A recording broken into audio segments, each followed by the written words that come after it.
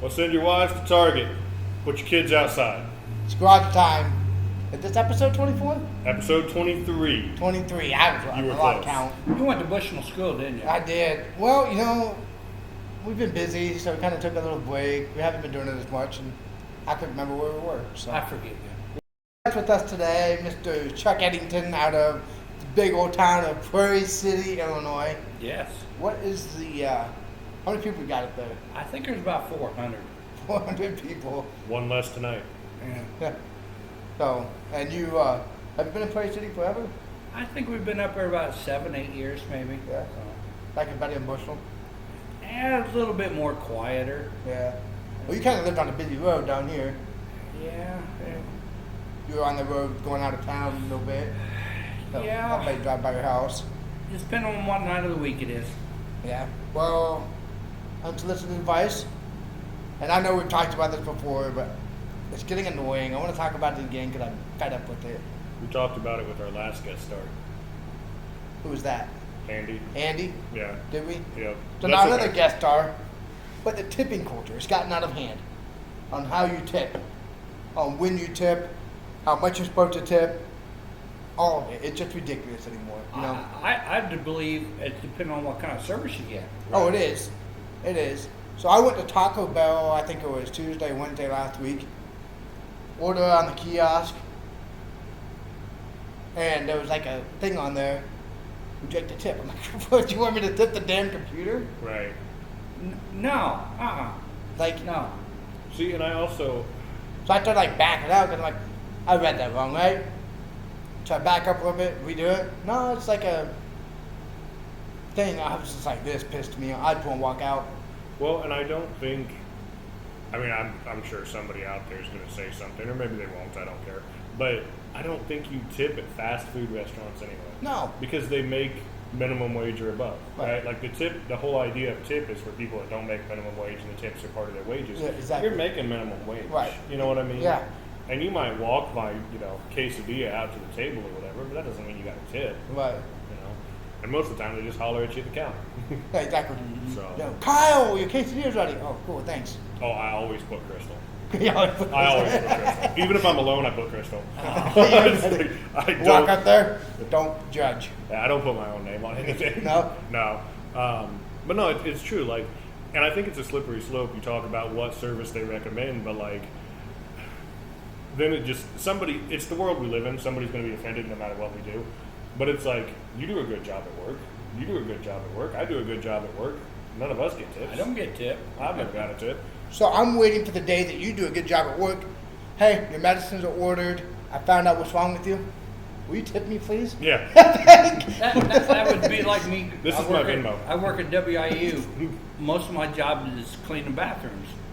Somebody going to tip me for doing a good job cleaning a toilet? Yeah. I don't think so. I mean, that would be a job that probably deserves it. Well, that's the thing. Like, you could just about argue anything. So then you wonder, in a world where literally everything expects a tip right now, and I feel like I'm a good tipper when the situation calls for it. Most of the time it's a restaurant, a haircut, something like that. But maybe you just do away with the tip system. You know what I mean? Everybody makes at least minimum wage, Right. and then there's no expectation. And Yeah. I know that a lot of people that make good tips, especially in probably bigger cities, probably make more money because they're making tips. Mhm. But And it's not exactly taxed, it can be under the table, stuff like that. It's cash now instead of waiting for payday. Like, I get all the benefits of it, but I don't know, maybe we just blow the whole thing up. I just think they're getting what they're asking to be for tips is too much. Yeah. Like if you're a waiter or a waitress, absolutely. You're bringing me my drink to the table. You're bringing me my food. You're making sure I have everything. That's a service. Mm-hmm. Yelling my name and dropping a bag on the counter is not a Nope. service. Like, I'm sorry, like, Speaking of which, I'm going to drop my Venmo on the screen right here, and if you want to tip us for this podcast, you can. yeah, well, we need more beer. Waiting for Mick Ultra. We'll take a sponsor. Kyle's got the old Dr. Pepper. Still waiting. Still waiting on that sponsor. 23 Oh. episodes in, and still can't get a sponsor. There we go. So, Chuck's got the old, I'm looking for a 23 on this Keystone Light. I don't see a 23. no. It's hidden. It's like the Blaze orange can. You got to find it. But no, I think the tip culture is crazy. I think everybody, is now expecting tips, and it kind of ruins the idea of it. Yeah. And then you get to this point where it's like, especially if there's a built-in gratuity, like some places build in the Build it in, gratuity, yeah. and it's like then you're expecting an additional tip on top of that. Now all of a sudden, am I an asshole because I don't give you a tip? Did I say you do a bad job because I don't give you a tip? Because it's expected. Right. You know what I mean? It used to be like, here, thanks for doing a good job. Now it's like, where's that? Right.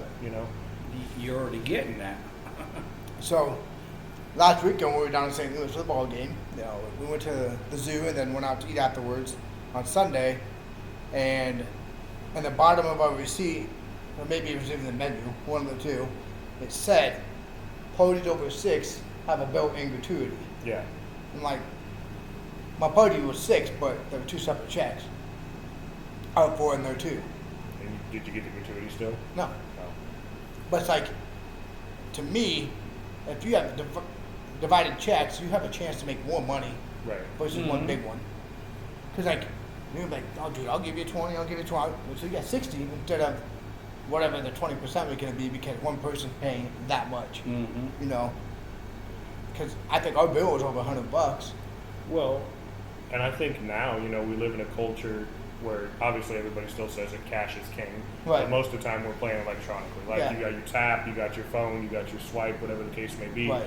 And I often wonder, like, say I go somewhere and you write the tip onto the receipt, how many times does that actually go to the person you want it to go to? Yeah. Like, let's say you go out right. to eat and you're like, $20 tip written on your receipt. You did an awesome job, here's $20.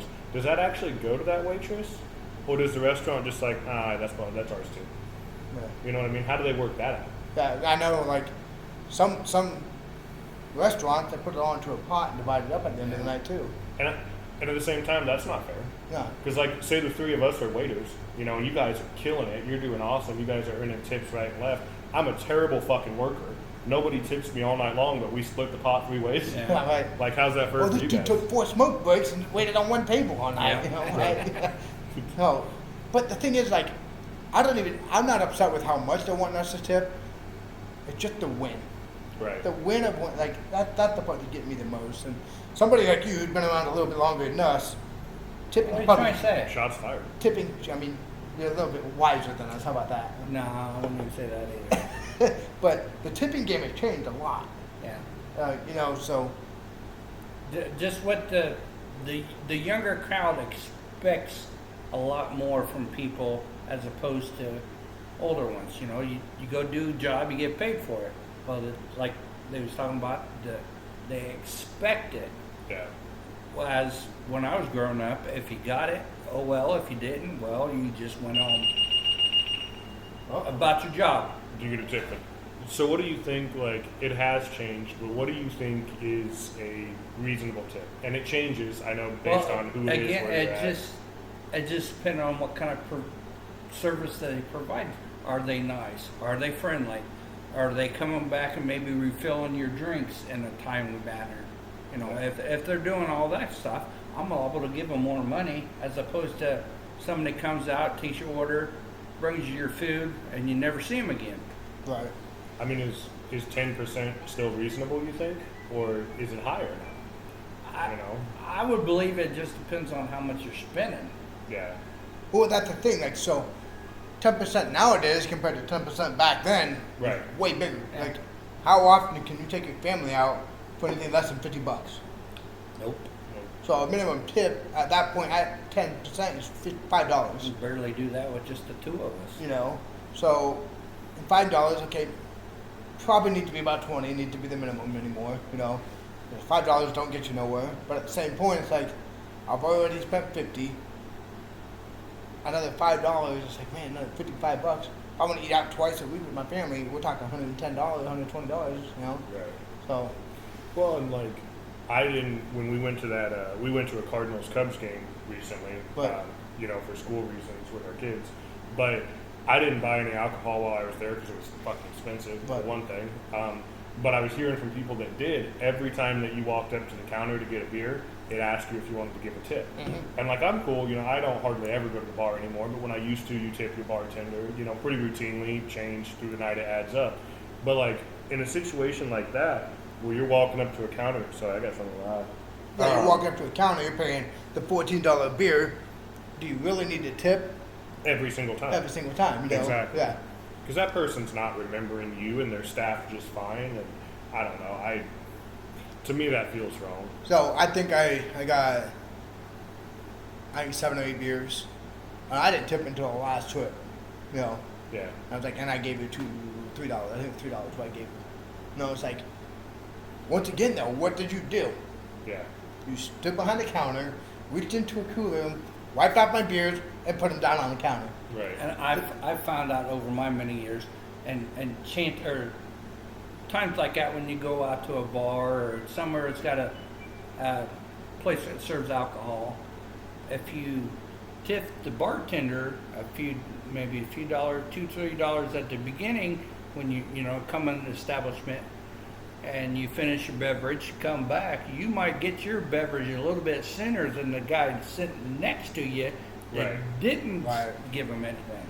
Right, and I think that makes sense. But yeah, like in a situation at Bush, like they don't remember you. No. You know what I mean? You're not earning anything with that tip. And when you're paying $17 to $20 for a can of beer, like, holy shit, that tip adds up quick. Right, no shit, You know? yeah. Yeah. So You know, and I know some people are like, oh, well, you're going out to a ball game, you should expect those prices. Okay, but that doesn't change anything. Like, right, it still doesn't. did the service get that much better with the price of the beer? Right. I'm more liable to tip a beer vendor that's walking through the seats. Yes. Oh, You yeah. know, they're working hard. I'm gonna tip them. Because some of them bleachers are like this. Yeah, Yeah. well, like Soldier Field, you know, and like I'm more willing to tip those people than the people just sitting at a kiosk waiting for you to walk. Exactly, yeah. So, And that's what I was trying to get at. Like, they deserve that tip. They're carrying that weight around. yeah, it's hot. It's hot, it's cold, it's snowing. Yeah. If you're in a football game, it could be raining a little bit at a baseball game. You gotta deal with obnoxious Oh fans. yeah, you know, and then, you know, and the other thing is if you're trying to, like, somebody on the end seat wants one, well, now two seats down, then 3 seats down, then this, Yeah, and they're in one spot for a little bit, holding that weight, trying to coordinate with everybody. They deserve that tip. and they're yelling. They're trying to get your attention. Yes. Like those guys work hard. Right, You know. you know. So I would say that one's a good one to tip on. The guy behind the kiosk, sorry man, like, all you did was pour it out of the cooler, set it down, hey, and you're getting paid minimum wage for that. Right. You know, like, well, I guess that kind of leads into the next thing. We're talking about baseball and tipping, huh? yeah, we are. So, what we're going into? Chicago? Chicago. What a difference this makes. Actually, I'll tell you what. What's going on right now with the Cubs?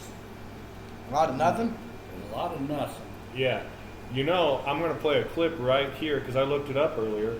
In episode 13, we had Keegan here, and approximately 43 minutes in, I believe it was you said, sometime in August, Milwaukee is going to take the division by storm when everybody else cools off. Happens when we get closer to October. I'll tell you what's going to happen. Milwaukee. Milwaukee comes up, yeah, like they do every fucking year, Yeah. and you're like, where the hell were they at? Yeah.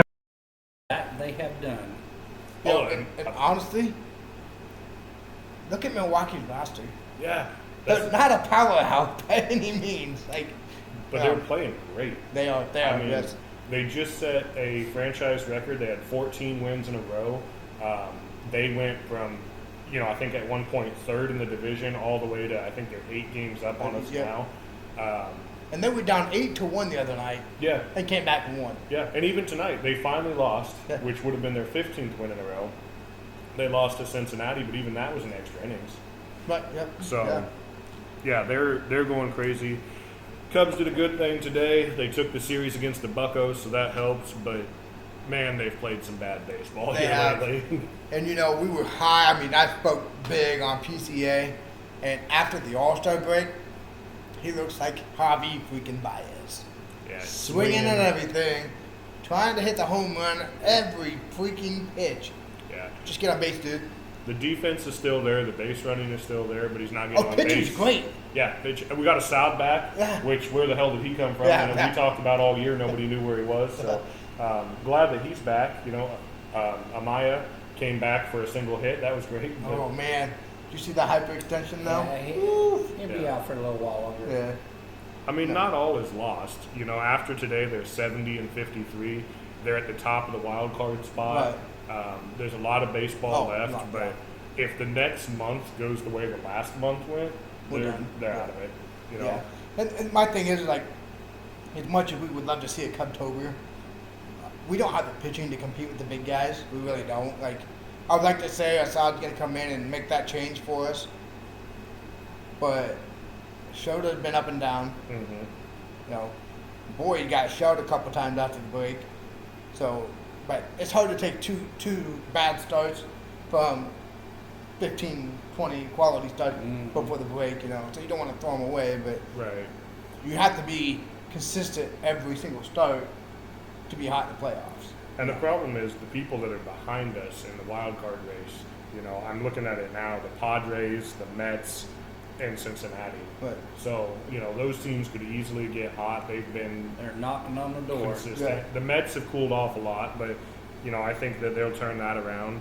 I mean, the last 10 games before tonight, we were 4-6, which, ironically, the whole NL Central was 4-6. Yeah. Besides Milwaukee, but I mean, there's a lot of baseball left. But man, this last month has been bad.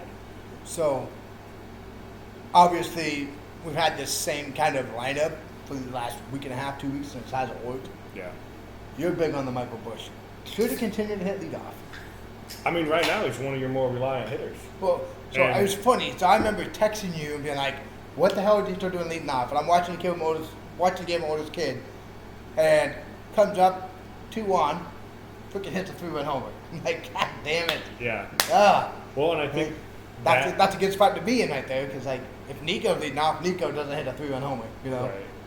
And I think actually when you said that, we were going to that game at Bush, and that night he had like 7 bases. I mean, he Yeah, played right, phenomenal. It's like, oh, that's why he's there, you Yeah. know. I mean, the kid looks good. And honestly, Yeah. right now with Tucker cooling off, Suzuki's kind of come back on this last series or so. PCA looks like shit. Hap is Hap. Hap. You're going to have good days. You're going to have bad days. That's fine. But he's consistently getting hits. He's got the power to go yard. I mean, who else do you put there? Yeah. Like No you one said, right maybe now. Horner, but, Yeah. you know, you don't want to put Dansby that high up. Yeah. So, I think a lot of it's coaches trying to move everything around so when it gets time at the end of the year, he said, okay, this worked at this time, this worked at that time. Right. Mhm.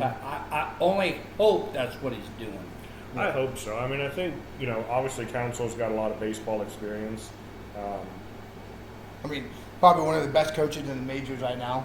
I mean, he's done great with what he's had every year that he's been a coach. You know, but speaking of being down in St. Louis, how was it to see the crowd interact with Yachty? Like you can tell they're making him the next coach. Yeah. Like that's all they're doing down there. Right, and what a game for him to be down there, at least the one that we saw. Right. Because the catcher, the guy that was behind the plate, played terrible. Oh God, And yeah. that was part of the reason the Cubs did so well. I Right. mean, he wasn't catching routine pitches, he wasn't framing well, Yeah. he wasn't catching pop-ups. I threw that ball down to second Yeah. and end up in right center. Yeah, over Like, through. You know, and that's the thing. Like we lost the other 2 games, though, right? Yeah. Yeah, so, you know, we lost the series, but we had a game where we were, what, 8-1? Holy It's like, we didn't even win that game. The Cardinals just lost it. Well, and okay, I don't want to be the guy that talks in extremes, but you know, that's what sports people do, so fuck it, I'll do it. This next week is critical for the Cubs. Then we got, I didn't realize that until just now. We play 5 games against the Brewers in the next 4 days. We play a doubleheader tomorrow. oh, because of the Yeah. shit. It's a 5-game series against Milwaukee, and then we play the Angels. So who's starting the pitching then? I'll look here in a They second. could get out of hand really quick. Well, that's I mean, the that thing, could like, decide the division fast. it really could. I mean, you still got 6, 7, 8 weeks left, or whatever it is, but when you're this close in, and we got to go through a whole rotation, hoping everybody's healthy, hoping they go the distance so we don't burn out our bullpen. Man, that's gonna be tough. So what they've got right now, man. Okay, so the second game of the doubleheader is not set yet on who's pitching. Okay. But so we've got Horton in game one. Second game's open. Then we got Boyd on Tuesday, Rhea on Wednesday, and Showtime on Thursday. Honestly, though, I like that. So what that told me, though, is that second game of that doubleheader is going to be a bullpen game. Right, because they haven't announced it yet. Yeah. So It's too quick to turn around with the side, right. right? He pitched yesterday or today? He pitched today. Yeah, it's too quick to turn around with the side. So it's got to be a bullpen game. Yeah, because you can't. We're past the point that you can trust Ben Brown. Or do you move all of them up a start and put a side on game 5 I mean, you could. before whatever it be? But Yeah, you could do that. I just don't know, man. That's a critical series, and if we, I mean, even if we split the series, that's bad. Because they're still staying 8 games ahead of us. Right. And anything worse than that, they're just gaining ground fast. we really need to sweep it. That'd be amazing, obviously. Yeah, I mean, I think that's completely critical. I didn't realize that that's what was going on this next week. I knew we played them again, I guess. In Chicago? I haven't looked at it. I think it was in Chicago. Yeah, I mean, home field advantage for this would be great. Oh, yeah. That would help out. Yes, we're in Wrigley all 5 days. I was going to say, I think the last series was in Milwaukee. So. Right. And then, I mean, talking about that, we get done with that, we go straight into Angels, and that's a team that can beat anybody at any given day. Right. They're not a consistent powerhouse, but man, they come in there and show people we're still here, like Yeah. That's yeah. it's rough. There's a lot of baseball left, but that's going to be huge. And so I was talking to another buddy of mine over Snapchat last couple of days, and he's like, "Oh, football season's coming. If they're going to be bad, they can just do it now." Right. Let me get into the football mode, not keep me on that fence of, do I want to keep watching baseball, Yeah. or do I just want to go and watch football now? Because you're 2-3 weeks out from the good college game starting, preseason going on, so you got a couple of weeks before it really kicks off, kind of over a month still, but you want to be ready, Mhm. just get me in football mode. And I mean, I'm just about there. So I'm a person that, I mean, you guys both know, whoever's watching may or may not know, but like, I'm one of those people that people start wishing summer away, and I'm like, stop. Like, Yeah. summer can last as long as it wants. I love summer. I want to be here, baseball season, all that stuff. But this year, I'm like, yeah, I'm good. Like, we're good. Summer went fast, kind of uneventful. Moving into football, with JFL starting sooner than what I'm used to coaching. Yeah. I'm just kind of at the point where I'm like, I hope we see a Cubtober, but also I'm so ready for football. Yeah. And the thing of it is, I think, so since we've been back from vacation, we have record-breaking temperatures Yeah. the last month in this goddamn state. Right. It has been so hot and humid for a month now. We had 1 week where it was 78, but the humidity was still high. And here my dumbass is getting ready to go down here in a couple weeks. Yeah. Oh. I closed my pool. Yeah, that was terrible. Yeah, that it, sucks. the earliest I've ever done it, but when we got back from Alabama, we had a huge problem with algae. I've never had the issue before, but we were gone. We came back, algae had taken over, and for the last month I've been fighting it, and cleared up for a couple of days. Chemicals all look good, and it's clear, it's great, and then it just creeps right back in. And I was faced with a choice where I was like, I'm either going to have to replace the sand in my filter, which means I'm going to lose a ton of water because I have to take the filter apart, and then keep buying chemicals to kill this algae, or I'm just done for the year, And the kids are going back to school. At that time, we had some cooler temperatures, and I was like, all right, I'm done. And I drained it and I closed it, and then we started getting record temperatures. Yeah. So Although I've been down to Alabama enough times now. It depends on which way the wind's blowing. You can be sitting down there perfectly fine. That wind changes direction, and boom, there's the humidity. 15, 20 minutes later, the wind changes directions, and it's just fine. So yeah. it's got to be better than the 20 degrees below zero. Yeah, but when it's 20 degrees below zero and it's not windy, it's not that bad. Yeah. That's what we always say, right? Right. Wouldn't be that bad if it wasn't for the wind. Or, if it's summertime, well, it wouldn't be that bad if it wasn't for the humidity. Right. But, No, so yeah, you're right. You know, NFL's creeping in. Preseason's going on right now. I've got a game I'd like to watch tonight, but have you noticed anything in the preseason so far? I mean, it's hard to tell. I haven't hardly kept up with any of it. The Raiders are going to be sneaky good this year. Yeah. Ooh, I like that. Just because if that running back they have, that Jetty, GT. Yeah. GT, if he takes hold, they got a new coach this year. I think they can go ways. No, I still think my team to watch right now, I'm putting Tampa Bay and Denver up there. I think Tampa's going to be really good. Denver really should take that next step. Looking out for a sophomore slump from Bo Nix. I don't think it's going to happen. Yeah. I think, one of the big things everybody's talked about is Cleveland, Mm-hmm. And now we've seen a preseason game where Shadur Sanders got the start, and we saw one yesterday where Dylan Gabriel got the start. Yeah. And, dude, Sanders looked way better. Oh, he does. Just way better. Different, more mature in the pocket, making good reads. He's good at keeping the play alive long enough to make a play downfield, which you'd think Gabriel would be good at, but he just didn't show it. No, he didn't. I think Sanders is a little bit more mobile. Yeah. But I also think Sanders got more time. Correct. And that's the other. Gabriel played as much as Sanders has. I think it'll be interesting to see what happens in the third preseason game. Which is the final one now. Right. Yep. So are they going to give them each a chance to play? Is there somebody else they're looking at? I mean, you know what you got in Joe Flacco. Flacco, Pickett. They got they got 4 or 5 They've got 5 quarterbacks down there. They got and they got another one they're not paying. Or they got one they're paying, they're not playing. Yeah, what is Watson doing? He's not playing. He's just collecting a paycheck. So You then got- you've got. Physically unable to perform, or I just What? don't think they've put him on the roster. God. Like they're just agreeing to pay him, and he's not there. Their unofficial roster right now, they have Flacco, they have Pickett, obviously they have Gabriel and Sanders, and then who was the last Yeah, guy? one more. They just signed him. I shared it on our Facebook that because page. Flacco's Uh, out. God, who was See, it? I'm gonna Google real It's quick. on our Facebook page.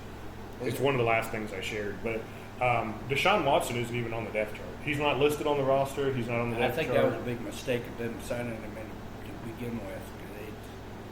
Well, especially, I think the huge part of that mistake, obviously you're paying somebody that's not playing, and a real piece of shit guy like Watson, but Obviously. you let Baker go for that, because that was when Baker balled out.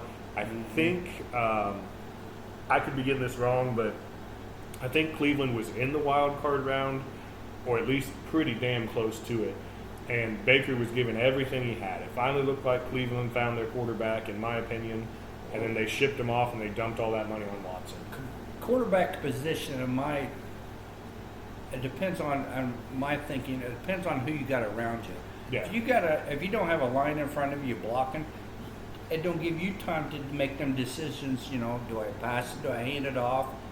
So I agree. I think just having that time after the snap, it's one of the things I think we've talked about. One of the things that made Peyton Manning so good, I mean, he was smart, he had talent, but even after he had that shoulder injury, the amount of time that his offensive a line little bit gave of time him. to make them decisions. Yeah. I remember when he was in Indy, and I remember watching the games, and there were times he had 8-9 seconds to throw that ball, and it's like, if you hold the ball that long, somebody's getting open, So I think you're absolutely right. Offensive line is a huge thing. Did you find? I'm not finding what you're looking for, but here's an article I just pulled up. Came out this afternoon.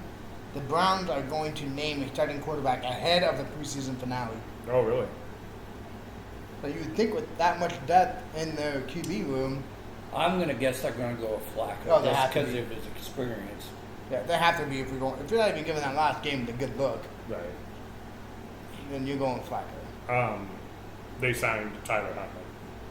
That's who it was. Yeah, Yeah. there it goes. I But- don't know why I couldn't find that, but yeah. That's okay.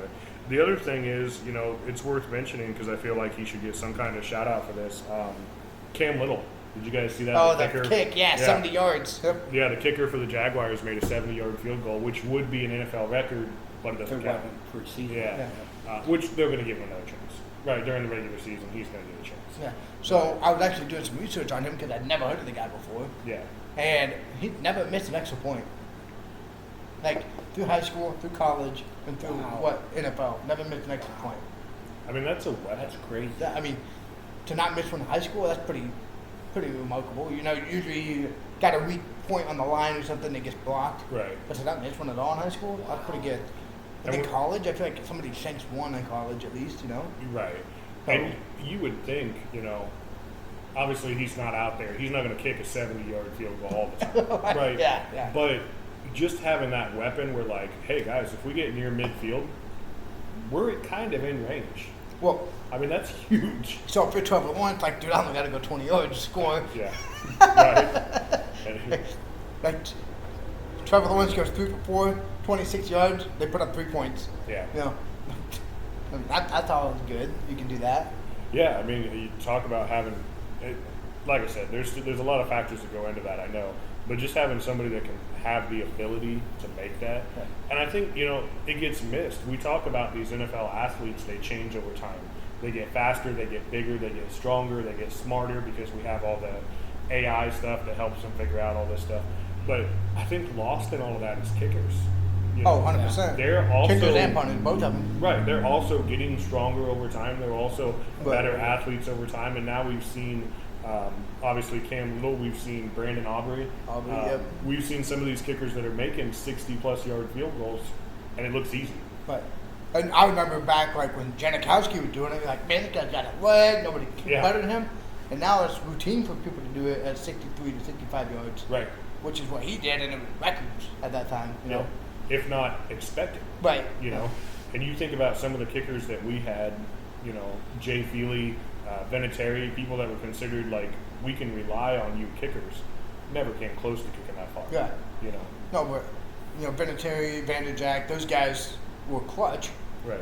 What, inside 45 yards? Yeah. You know, they never had to. But I guess it also says that's good offense if you don't have to attempt 65 yard field goals. Well, yeah, I mean, ideally, you don't want them kicking 70, 60-yard field goals, but, you know, it's still good to have, for sure. So you're obviously a Bears fan. Well, yeah. How do you feel about your division this year? Right now, I would think we're going to do pretty good. Minnesota, they're frazzled out. Detroit, we of course stole their offensive coordinator, and their defense coordinator left to go to. Where did he go to? I don't remember, but yeah, he did leave. And They still got the main guy they need there. I mean, the head coach in Green Canada. Bay, their quarterback Jordan Love, he's not all in that best of health right now. So I think it's the Bears season to win. If they go all the way, I don't know if they can get there. Probably ain't gonna know until first couple of games of the regular season when the starters are out there. Preseason, it's just all about seeing all these up and comers, or if they got a hole to plug in.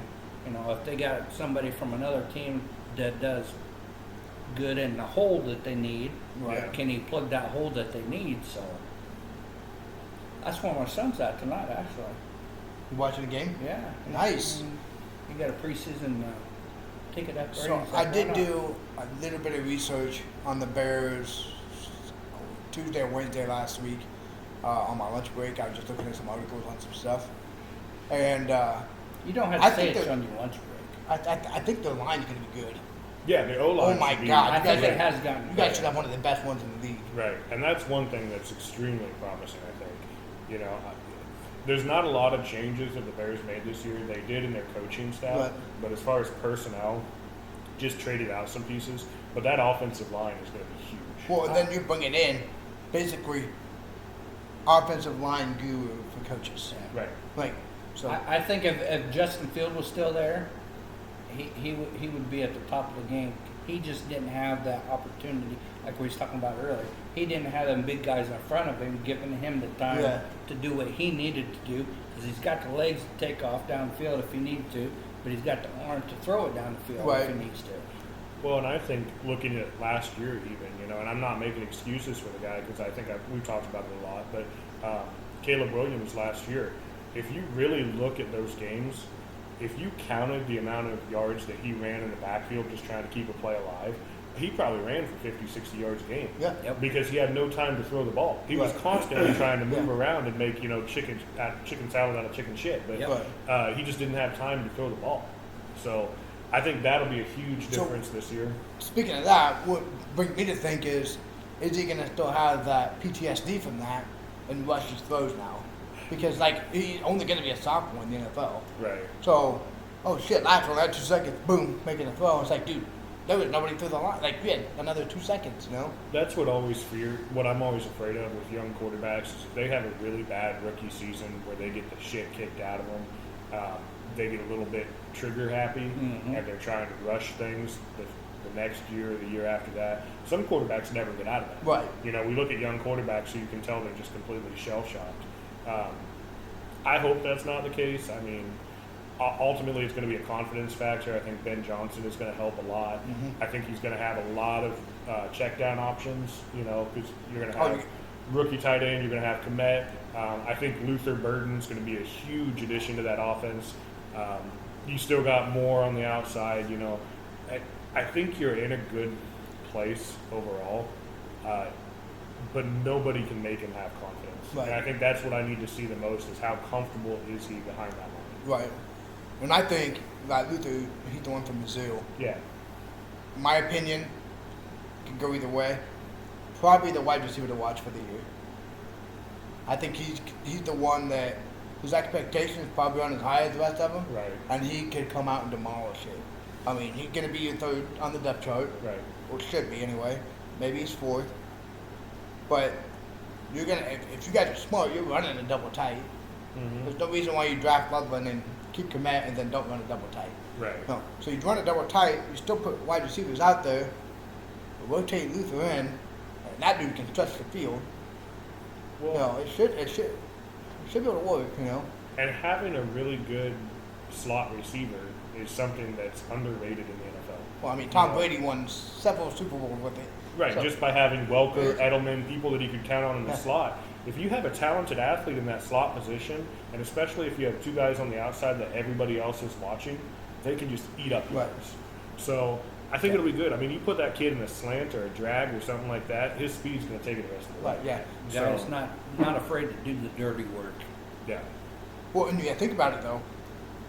He reminds me of the talent that Andy Reid had with Mahomes. Right. Somebody running a short route, catching it, turning the corner, and going. Maybe we should take a play out of the playbook and use it that way.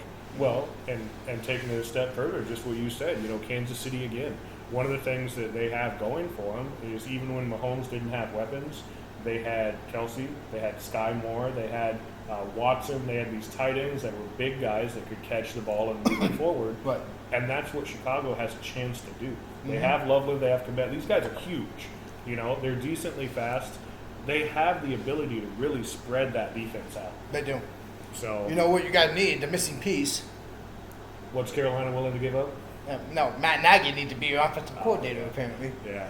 Well, we'll see about that. Matt Nagy, come back to the Bears. No. Offensive coordinator.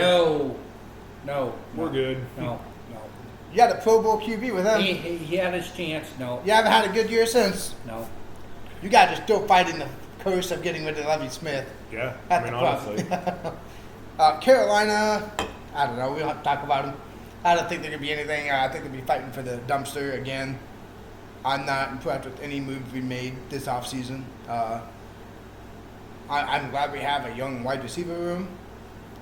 I don't think Thielen's the guy that you want mentoring anybody. He's never been an over-the-top wide receiver, in my opinion. So whatever. Chuba's probably going to have another good year because he's going to be all we have. Offensive line's pretty stout. Overpaid J.C. Horn by millions. That was ridiculous. Jersey Jewell is like on retirement or something because he can't come back from a concussion. So that worked out great. Yeah, I don't know what's going on down there. I do That's like. why we play the game. Yeah, You just never know what everybody else is going to do. exactly. I do really like McMillan though, your rookie wide receiver. Yeah. I've actually watched a little bit of Carolina's preseason, and he just has that tendency of getting, kind of mid-level, getting into those gaps. Yeah. And yeah, I mean, he's big, he's tall, he's got good range, good speed.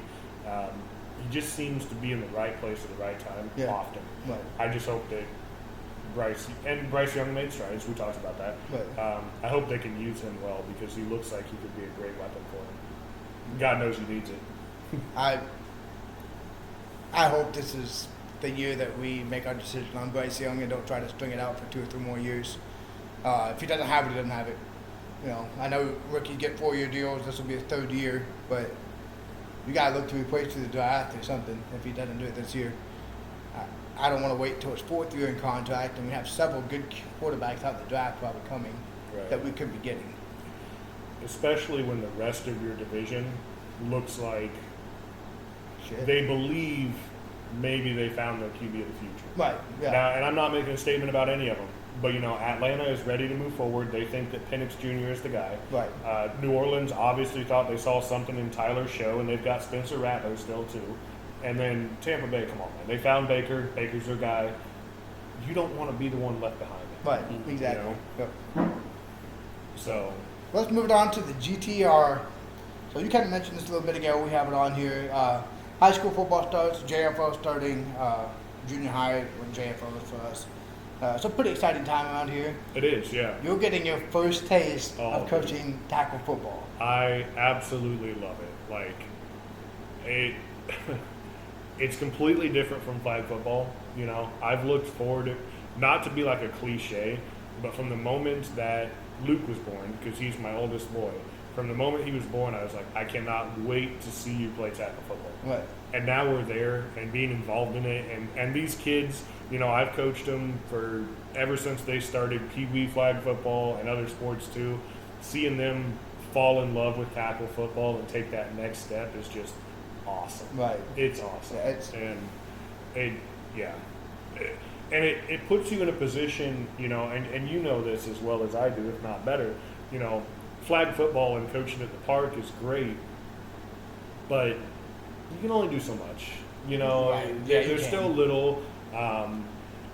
It's not a long season. You don't get a lot of practices. If you try to push the kids too hard, it doesn't go very well. But tackle football, man, you're really getting into that. Like, you don't have to be the best, but I expect you to try your best. Right.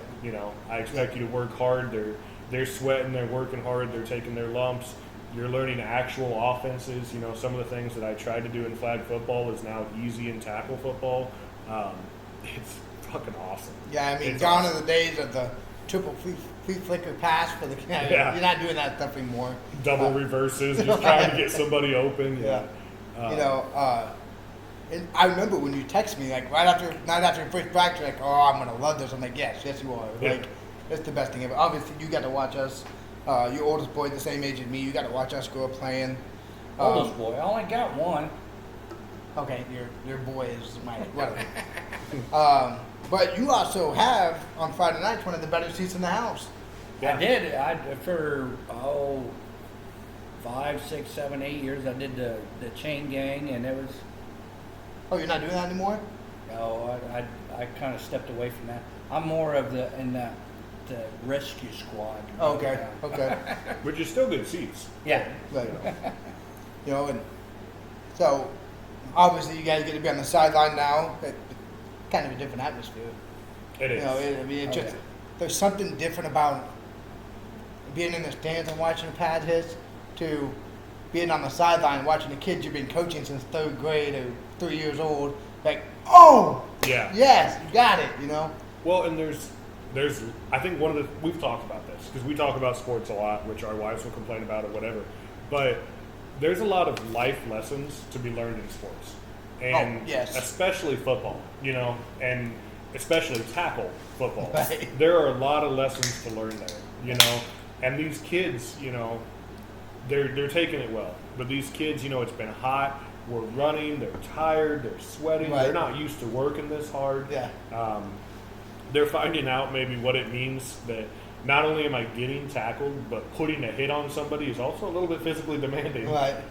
And there's a lesson there to be learned. And you're watching them take these lumps and get stronger. Yep. And you're like, you're starting to transition out of being a kid. Like, I can see it. Right. You're learning lessons here that go beyond this field, and it's awesome.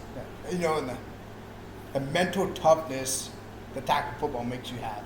Oh yeah. Like, you just get tougher because either that or you quit. Right. You know, it's not easy. Well, I was one of those that had to do What? that. I played my freshman and sophomore year. I was doing all the summer, the running, the lifting, and whatnot. Everybody else was getting bigger and stronger. Chuck wasn't getting any bigger or stronger. I still can remember the day I was tight end my sophomore year. Went out for a little pass, caught the ball, turned around. Corey Rouse, a big old linebacker, he come laid me out, knocked the wind out of me. I was done. Yeah. And I that's, finished out the season, but That was it. Yeah.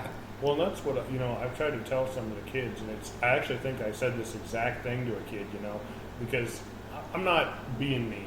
It's your first year in tackle football. You're trying to toughen them up, but you're not trying to be too bad or anything like that. But I told this guy, I said, I know this is hard, and I'm not trying to be a jerk. It needs to be hard because the other team, once you get playing, they're not going to take it easy on you. Nope. If I take it easy on you, I'm not doing you any favors because you're going to have to run. You're going to have to chase somebody down, and sooner or later, it may happen once this season because you're younger kids. Somebody's going to fucking hit you, and it's going to hurt. Yeah. And they're not going to lay off because you're not ready for it. Right. You Yeah. know? No, they're gonna hit you hard again. Yeah. Something I really want to hit on. And cause it's kind of a more dilemma for me. So you're obviously playing 11-man still, even though Yes. the high school team's 8-man. Never agree with that in the first place. But you're playing 11-man with what? 14 kids? We have 16. 16 kids.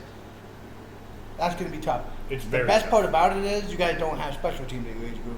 Correct. So you just place the ball, you get that break, you're not having kids get hurt out there trying to run a kickoff. But it's like, jeez. you got some You have kids 5 playing- kids on the sideline. At any given time. Yeah.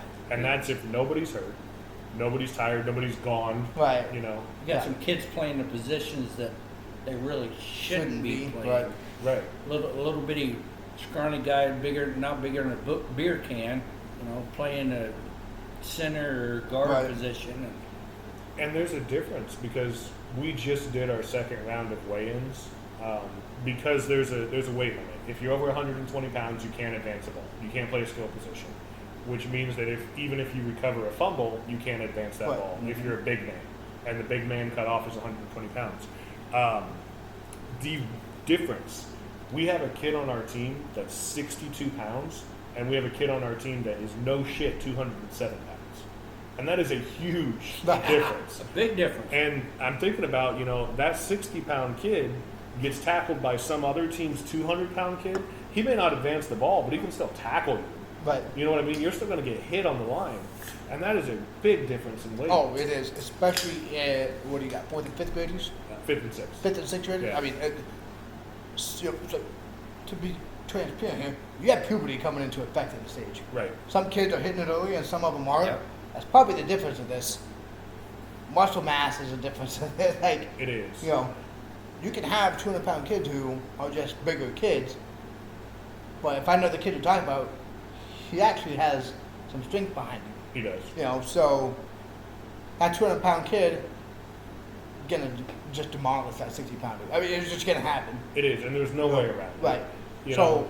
the thing you gotta teach a 60-pound kid is how to absorb that hit and fall to where you don't land on your wrist and snap Yes. it. Right. How to save your shoulders from And getting. it can happen. I remember my brother went through school, and he was a smaller guy, and he was a guard, and if you got fast hands, fast feet, get your hands up, get that defender hands off of you before they can do what they're supposed to do. Piece of cake. And I think the other people that he had on his line with him were not big guys either. They were just fast enough. Carthage, they was really known for that a lot of time, for many years. Oh, yeah. Fast. Just good technique And I think that's what, you tell the guys, we're going to learn our gaps, you're going to learn your blocking assignments, and the idea is hopefully we limit some of those hard hits, because at least they're chipped if nothing else. But I think, you try to teach them there's that fine line, like we don't want to do hero ball. If you get hit, just take the hit. right? Like, we're not trying to break a tackle. You're not trying to stiff arm. You're not trying to hurdle somebody, for God's sake. Football's a team event. It takes all players out there to do it. But at the same time, it's like, if you can juke this guy, Right. if you can Yeah. escape this guy, I don't want Take you it. to not. Right, Do it. exactly, You yeah. know? Yeah. But at the moment you're wrapped up, learn how to take that tackle, you know? And there's a handicap to the weight limit, too, because I'll be honest, one of the 140-pound kids on our team would probably be one of our better running backs. I mean, the kid, Oh, yeah. he's big, but he's not, like, unhealthy big. He listens well. He knows the formations. He understands the angles of the defense. He carries the ball well. It's things you'd like to see in a running back, and he would be really hard to bring down, but he's over the weight limit. Right. We can't do it. So would your kid weigh in at? Luke, he's right at 100 pounds. Right at 100? So is he a ball carrier then, or? He should be. Can you use that bigger He kid should. as a blocking, like a fullback? He's got to be on the line. You got He's yeah. gotta be on the line. Yeah. Yeah, so basically they don't want the 200-pound kid getting a full head of steam, Okay. that kind of stuff. Yeah, he can't even play tight end, Yeah. technically, because then he could advance the ball. But, Ow. So, or if they did, like let's say that 200-pound kid on defense picks the ball off, Mm-hmm. it's down right where he stops. Yeah, Yeah. dead ball. Right where he catches it. Just for the safety of the kid. Yeah. that's what Right. it- Yeah, you know, and thinking back to it, it probably should have been that way when I was in school, but it wasn't. oh, there's a lot of changes, Like, you know. I remember, goal line formation. Yeah, we got this 200-pound kid in JFO, you know. I think the big difference I've seen with coaching now compared to how things when we were little is protecting yourself, like not leading with the crown of your helmet. There's a Right. big focus on that.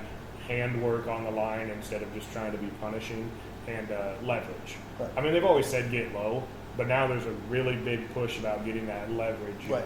know, using those advanced metrics instead of just size and power. Right. So that's a big thing that And I like to call this the Jason Kelsey effect on the line. Oh yeah. I mean, that dude was one of the smallest centers ever played, Hall of Famer, great at what he did, you know. So that's where they're coming in is like, you know. But so think about this though, you know, 14 kids, 15 kids. How many of those kids are they'll be on the sideline, or like what's your lineman to skill player ratio that you got on the sideline? I guess. Like, are they all linemen? Are they You don't have bigger any skill kids? players to rotate in? No. Skill players, no linemen to rotate in? Like, what are you looking at? It's not a good ratio. We have more skill players than we do line. Do you? Which is Which pretty is normal for a small town. yeah, which is okay. It's just going to be hard because say you have a player that's a running back, which let's be honest, they're going to work pretty hard at this age because we're doing more running than we're doing passing. Right. You know, they're going to take a lot of hits. They're going to do a lot of running, and then they turn around and say they're a defensive back or a safety or something like that. That's an exhausting game. Oh, 100%. You know, or even I guess for that matter, even wide receiver and defensive back, which is a common way to split a player. Right. But that's a lot when you don't have the advantage of giving a kid a break. Right. Mhm. You know, and then God forbid somebody gets hurt. Yeah. You know, which you know is going to happen. Yeah. Whether they're actually hurt or they're just Banged up. banged up. You're not going to have all 16, probably ever. What you're going to realize at that level is all you need to do is make it to the outside Right. and then just go. Because some of those kids, like you said, they're going to be tired. I'm not running that far. I can't run that. They got weight on their shoulders. No. Right. So, One of the things that Luke did really well, and every player has something they do really well for the most part. But one of the Yeah. things he did really well, we hadn't even taught it yet. And it's one of those things that you really can't teach at this age. But when we got the pads out and we're just telling them, you know, take the ball, hit your gap, and then just clip off our pad. You know, you're not trying to knock us down. We're not going to hit you hard, but just get used to that contact as soon as you get through your gap. And consistently, Luke was getting to that pad and spinning his shoulder and bouncing off the contact. And I was like, that could be really big at this age. Yeah. You know, you're not, because the other kids, they're running right into the pad. You know, they're lowering their shoulder like they're going to truck you. right. And he's hitting it and he's already moving his feet to get around you. And I was like, that could be really big on a running play. Right. Mhm. So that's good to see that somebody who's a fifth grader has that kind of vision. Right. You know, because like you said, he's one of the younger ones, so he's a fifth grader. You're gonna have to do a little bit more than just come up being right in front of me. You know, and what's also good is a lot of those kids that are just running straight into the pad, they're going to meet that 160-pound linebacker on the other side, and that's not going to work. Like, That's where the fast feed's going to come into play. yeah, well, exactly. Yeah, So glad to see that's going well. I mean, that's awesome. When's your first game? August 30th, Okay. just under 2 weeks from today. Yeah, excited. Yeah, very much so. Actually, so that's my birthday. And my wife was talking to me yesterday. She's like, what do you want to do for your birthday? I was like, I don't care. Like, I'm 100%, I'm excited about that day because of a football game. Yeah. Like, I have not even thought about it being my I birthday. mean, you just made that even better because like now you got your kid playing his first ever tackle football game. Right. Happy birthday. That's gonna be fun. Football season kicks off. College football season has a great lineup that Yeah, day. Texas and Ohio State. Yeah. So your favorite team playing.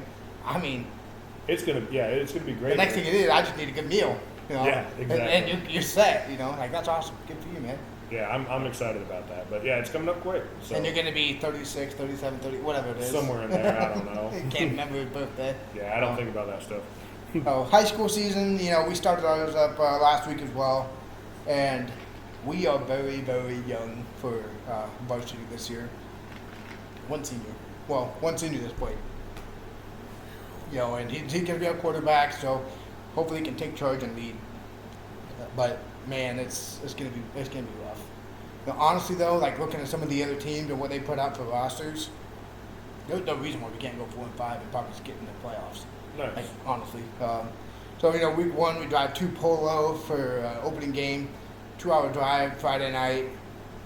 Typically, I'm against that, but I think this is a good time to have one of those because the excitement of the first game might wear away that 2-hour drive. Right. Because, oh man, this sucks, but as soon as you get there, like, oh man, first game of the year, you're excited. So I'm Ready to hoping play. that helps offset some of that. Hopefully. I'll never say this to the kids' faces, but Portland probably did kick our ass. I mean, they were in the state final for 2 years. They're a good team. Right. We're super young. But honestly, that we come back home the next week. I think at Saturday we play a team that's not going to be all that great, very winnable game, and then we kick off the rest of the season. I don't want to get too far ahead. Try to look at game one, game two, and just go from there. But part of me wishes we were playing a JV only schedule, because one thing you're going to learn is like killing confidence in a kid Mhm. while they're trying to learn the game. Yeah. I mean, that can Oh, change yeah. everything. A kid that could be a good running back, quarterback, D lineman, center, goes out there and just gets his butt kicked. Come my instance, Yeah. my sophomore year, Right. Exactly. Tight Yeah. end. nope, I'm done. And so you never want to kill that kid's confidence, but you still want to make them tougher and try to instill like, hey, football, and that's a very, very hard line. Yeah. That's the hardest thing as a coach to do is find out, okay, I really need you to be this good without getting killed, and trying to find out how to instill that. Yeah, it's hard because I've always been the type, and I know you guys too, where you tell a kid, if you start something, you're going to finish it. Right. We say that every sports season. If you're going to start this, you're going to finish it. But But I've been talking to some parents, and they're like, I don't know if I will make my kid go through the year if he really hates it.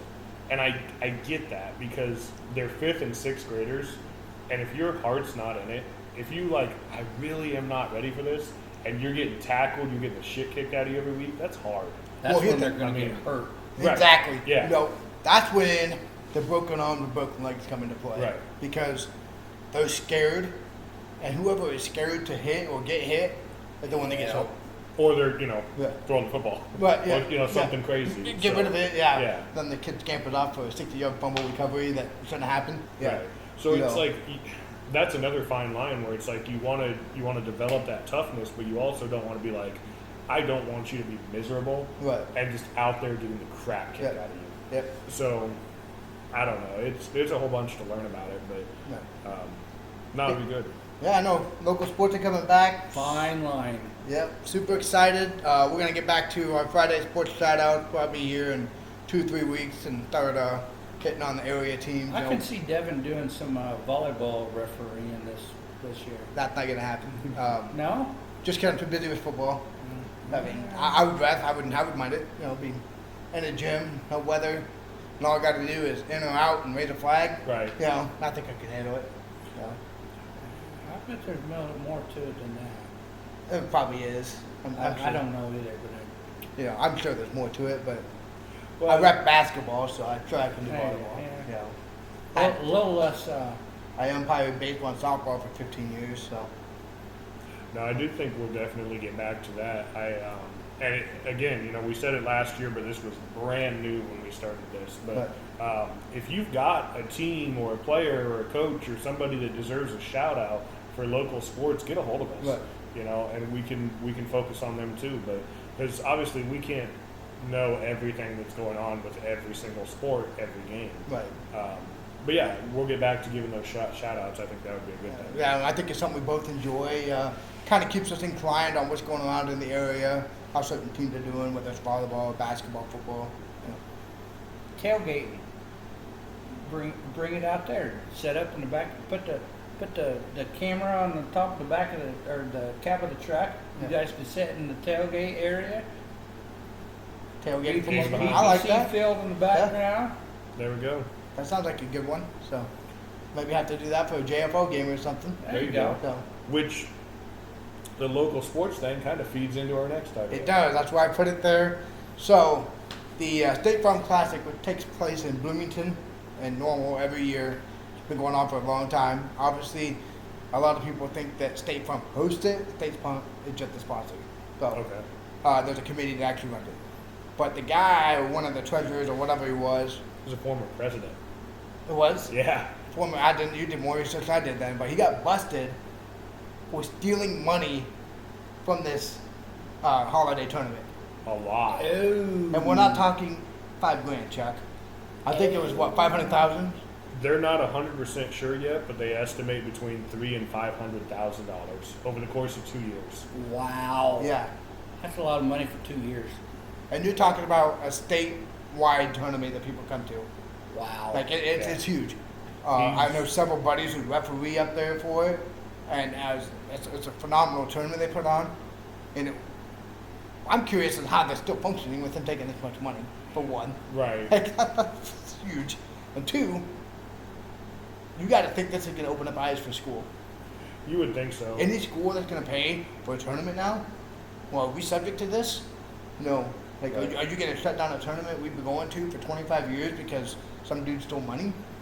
Like, And this is big. He's looking Yeah. at up to 15 years if he's convicted. And first off, the dude's name is Kyle, so fuck you because we have enough problems trying to show good things for Kyle's anywhere in this world. But yeah, I mean, he stole a shit ton of money over the course of 2 years, and I think it was actually an internal member of that board that recognized it, that saw that there was questionable withdrawals and alerted the higher ups, and then they looked into it more and they're like, yeah, he took a shit ton of money. Wow. I hadn't heard that. and see, so some people who are on a board, you wonder, like, why are there not meetings and a treasury report or something to catch this sooner? Yeah. You know, but fuck the guy for trying to steal this. Yeah, I mean, what's the point in this? Something Like- that supports youth and local sports, and you're here. And here's the thing: like, I have a hard time believing that this guilt only rests with him, because like Somebody else had. Oh, yeah, there's right. probably treasury reports. So was somebody bluffing the treasury report so this didn't get noticed, and he's giving money on the side? But like, not only that, dude, but those close to him, his wife, his family, his friends, like, oh, hey, I just paid off our truck. And that didn't raise red flags, like, hey, where'd that money come Where'd from? you get that extra You know? money Oh, from? you're taking a vacation somewhere that you shouldn't be? We Yeah. took a vacation, we built a new garage, like, there were no red flags that $500,000 was just available to this guy. Right. You know, I just don't understand the guilt. And again, it's not like I'm not trying to defend this guy. It's just there were people around him that knew this was going on. Somebody knew it. Yeah. You'd think they had to, right? I mean, you wouldn't notice if all of a sudden I just That or had somebody was getting a portion plenty of of what money. he was taking. Well, that's true. Right. Yeah, you know, so yeah, maybe, and that could come out, you know, he could throw somebody else under the bus, like, oh yeah, like, guys, this wasn't a one-man thing, like, Right. you know, this person and this person, but, so here's my thing, so, I understand banks aren't gonna question everything, but when you're looking at a fund like this that you know is for the youth, and the dude bringing out cash of, what, $25,000, $30,000 probably at a time, Right. what the hell is he doing with that? Yeah. How come they didn't question? Yeah, Right. you know, because like I feel like anything over $10,000 is supposed to be red flagged anyway, right? Oh yeah. So like, So did this guy do weekly withdrawals, like $7,500 for a week for a year at a time? But even that wasn't questionable. Yeah. Like either to the bank that he's banking at or the bank that the tournament banks at. Like, hey, where's all this money going? Or hey, where's all this money coming from? Right. Especially if you it's know. in the off season. Right. Right. Yeah, like, oh, I'm paying umpire referees. The tournament's in December, dude. Yeah. Like, the tournament is between Christmas and New Year's. If I'm pretty sure. But so why are you taking money out in July? exactly, Right. you know, like there was so many people I think that could have prevented this, and I don't know what this is gonna do to the tournament. You know, I can see State Farm being like, hey, we're gonna look good. Why don't you put the money back in your account Yeah. because they're the primary sponsor? Right. Or I can be like, hey, like, no, you guys screwed up. Is that sponsorship money they stole? Oh yeah. You know, It if could that be. money comes directly from State Farm, is that exactly? You know, Is that why the house insurance are going up? it could be? You know, Yeah, maybe. some dude stole our money. It's not, you know, is that fees to get in the tournament? Like, you know, it makes you wonder, like, what that's gonna do to a tournament that has been so widely recognized. This is going to be huge. So it's going to just spiral out of control. And somewhere in here, Patrick Mahomes is involved. It just goes down the State Farm line. He knew it was happening. This guy got Not busted Jake. last year, so Mahomes bombed in the Super Bowl because he was distracted by Now this. Jake Yeah. from State Farm.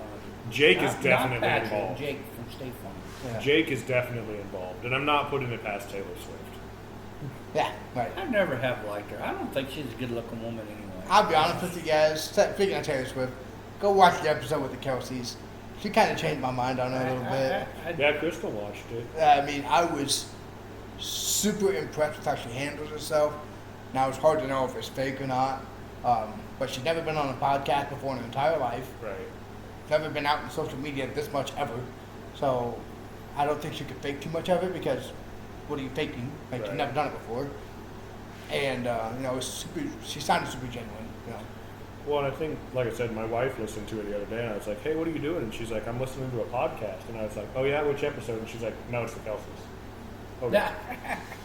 But Fuck you, Crystal! I did, it's weird, though, because I want to share this, because to me it was super weird.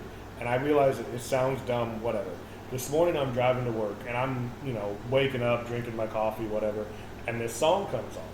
And in my head, I hear this girl start singing, and I'm like, that sounds like Taylor Swift. And immediately after that, my brain goes, why the fuck would Taylor Swift be singing this song? And then I was like, I completely forgot for a second that she was a singer because of everything else that she's involved in. Right. She's become this person that I don't look at as a singer. And then immediately following that was, you dumbass, this is what she does for a living. Like, Yeah. But in my head, it was like thinking, you know, fucking Drew Barrymore singing on this, like just a famous person. Right, you know, yeah, I didn't just think about her as a yeah. singer. And then afterwards, I was like, why did I have that thought process? Right. We got really far away from this, Yeah. but it's because of the State It Farm is what it is. pipeline. It's what we talk about. Yeah. So, yeah, obviously, Chuck, I don't remember what contest you won or what it was that got you invited to this. April 9th. Oh, you went Yeah, back and it's looked it been- up? I went while back and ago. looked it up. Been a while yeah. ago. I remember What what was it it then? was What did you do? So it was an April 9th contest. We were trying to find a guest star, and it was like, share this, comment on Facebook, and he did it. And then we got a hold of him, and the following week, we actually did a second contest to find another guest star, and that's where Keegan won and Okay. got on. So it was right before the Keegan episode. But I looked it up. It was like April 9th is when he won it. And we finally got you in here in August. Yeah. So, I'm sorry. I It's mean, it's it's us been too. everybody's fault, though. Yeah. I mean, couldn't make it work, you know, sickness, health, all that bullshit. Summer, I mean, Summer working, for sure. fire department, so chalking up everything. So Right. Chuck's a volunteer firefighter. I form- think that's what we was going to talk about, volunteering. Yeah. So, yeah, I couldn't remember. That's why I was like, well, this is what I want to talk about. But We could obviously, put that picture of me and Kyle in there picking the volunteering. yeah, there you go. That's what Kyle went to do. Yeah, so, you know, volunteer, firefighter, amateur male model, Amateur male model. budding adult film star. Chuck does it all. So, Desert Storm. Desert Storm. Yeah, So, most what important branch out were you there. in? I was in the Army. In the Army. Thank you for your service. How many years did you do? 8. 8? Got out of high school. right out of high school, started working at the hammer factory. And I was like, I'm not doing this the rest of my life. I went down to Macomb to talk to a Navy recruiter, because my dad was in the Navy, so that's what I was going to do. He was out to lunch or something. So I walked across the street to talk to an Army recruiter and didn't go back. Okay. And where'd you go for boot camp? Fort Leonard Wood, Missouri. Seems to be the popular one, it sounds Yeah, down there in the middle of nowhere. like. And did you have any other stations during the time? After my first duty station was Germany, and I got deployed to Desert Storm, come back to Germany, and then after that had our son Tyler, and then we got moved to Fort Irwin, California, in the middle of another freaking desert. And we was out there 3.5, 4 years, and that's where our daughter Brittany was born. And So Tyler was born in Germany, right? yeah, That's what I thought. And I always thought, I mean, he was in my class growing up. That's cool. if you want to have a cheap kid go in the military, because I think both of our kids together were maybe $50. Wow, Damn. that's crazy. It's cheap. Yeah. Wow, that's one way to do it. There you go. Shit. Bushnell's got a very good fall festival coming up. Wednesday night is Unforgettables at the park. Or that's Thursday night. Yeah. Friday night they have a Willie Nelson and tribute band. Saturday night they have an Alan Jackson tribute band. Both them guys that do that, they look exactly like the guy. Well, now you gotta get it out early enough so they can listen to this and go to the fall festival. Yes. I'll get it out. It'll be out in the middle of the week. So, yeah, follow us on all of our socials. Yep. But you know they are. We're not telling you all of them. Figure it out. They're there. Find us. Until next time. It's garage time!